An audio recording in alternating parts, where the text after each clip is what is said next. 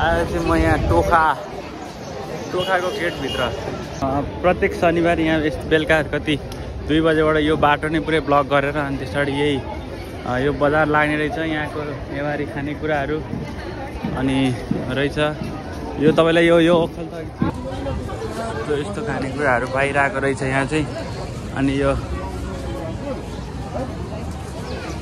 के खाने भनेर हेर्दै यहाँ पनि आमा के भन्छ आमा यसलाई? धोटी भन्छ। ए ओहो कस्तो खतरा ब्याग रहेछ। भोलि पर्सि बिहा गरेपछि आउँछ ल यो लिन आमा कि अब चट्ट भाउजूलाई दाइले किनिदिनु हुन्छ नि त। के यता एउटा खोजिदिनु अब ब्याग सँगसँगै एउटा राम्री दिदीको एउटा झुल्झाउ खाइयो होइन चट्ट।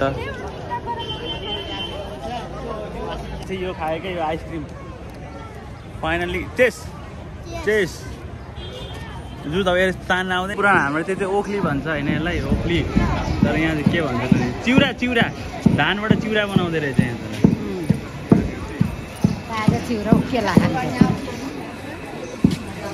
हाम्रो एउटा ओखली भन्छ होइन, यहाँ के भन्छ आमा यसलाई? के भन्छ यहाँ? ओखल होइन आमा? ए मुस्ली हाम्रो चाहिँ त्यही भन्छ हो क्या। ए म नेवार त नेवार हो तर भाषा नआउने नेवारको म। तिम्रो भाषामा ओखल भन्छ। देखाइसकेको छु यहाँको चिउरा अर्ग्यानिक आफैले हातबाट बनाएको।